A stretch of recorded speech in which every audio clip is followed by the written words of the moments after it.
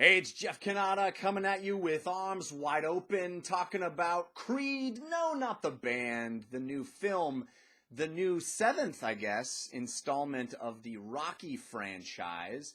A 1970s franchise movie that's getting its seventh installment this year. Weird. This is, we've got a lot of these reboots slash reimagining slash next generation versions of these 70s slash 80s films.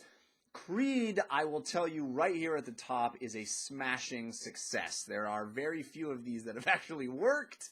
I would say Mad Max is in that category, Fury Road, that is. But I think Creed is right there, not as good as Mad Max, but certainly a smashing success. I love the first Rocky movie. You know, Rocky is one of those franchises that is remembered for its later installments and what it became. It became this larger-than-life sort of cartoonish superhero story about Rocky Balboa. But that first movie, nominated for Best Picture, won Best Original Screenplay, I think. I should have checked those facts before I said them. But, you know, this is a serious, dramatic film, beautifully acted, beautifully written by Sylvester Stallone, actually, and really is more about these characters than it is about sort of this grand spectacle that the Rocky franchise became. Creed, I think, is much more grounded and is back to sort of being that character study.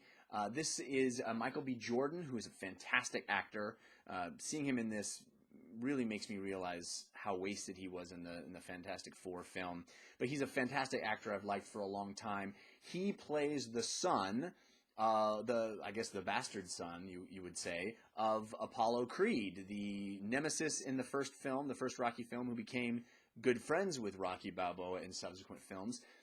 He was born out of wedlock. This is a child that resulted from an affair that Apollo Creed had, and so he didn't grow up being Apollo Creed's son, but at a certain point realizes he is, and has that desire to be a great boxing champion, and goes and finds Rocky Balboa and asks him to train him. This is an awesome movie.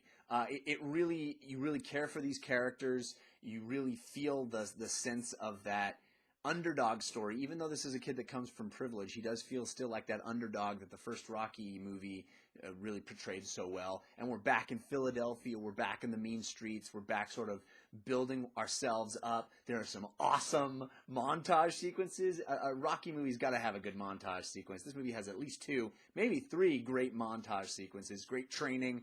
Michael B. Jordan looks ripped and sort of does all those cool things that you want a guy training from the streets to do. And Sylvester Stallone, my God, he's awesome in this movie. So grounded, so real. Just when Rocky Balboa first appears in the movie, it's like, yeah, I love the fact that we have a Rocky Balboa cinematic universe that they've created. And when he walks in, you feel the weight of it. His sort of fame in that world is awesome. And they play with this line between fiction and reality. They get a lot of real boxing announcers, sports people. I'm a big fan of the PTI program, pardon the interruption, on ESPN. have watched it for 15 years every day. And, they have Mike Wilbon and Tony, my brain's not working, Kornheiser on, pretending to be doing their show about the new Creed. So it's cool. It grounds it in a reality that is really fun, and having the fight sequences, I think, are some of the most thrilling boxing fighting ever put on film. Not even the final fight. The final fight's good, but there's a fight in the middle of the movie. Sort of the first time you really, well, not the first time, but there's a fight in the middle of the movie where Michael B. Jordan goes in, and it's all done in one take, or made to look like one take, and it is thrilling. The sound design is absolutely amazing. You hear people yelling all around you. The camera is moving in and out, and it feels like you're in next to that fight in the ring with those guys. I don't know how they did it. It's spectacular. And this is the kind of movie that by the end I was squirming in my seat, like roused and excited, and that's what you want a Rocky movie to give you, is that feeling of, yeah, man, we can do this. And they do this awesome thing with the music. No spoilers, but they kind of tease the themes of the Rocky theme and wait on it and wait on it and wait on it. And when that Rocky theme finally kicks in this movie, I was like ready to jump up and down and freak out, and I was like squirming in my seat, just like pumping my arms. I mean, that is the kind of thing that you want this kind of movie to give you, and it does in spades. It's fun. It feels good. It's just a blast to watch. The best compliment I can give this movie is that I left the theater and I had parked on the 6th floor of a parking structure to go to the press screening for Creed. And I went out into that parking structure and I ran up all 6 flights of those stairs nonstop, just busting my butt. This is the movie that makes me want to go to the gym. This is the kind of movie that is motivational and inspiring and awesome and makes you feel like you can tear down the world with your bare hands because you just watched them do it on screen.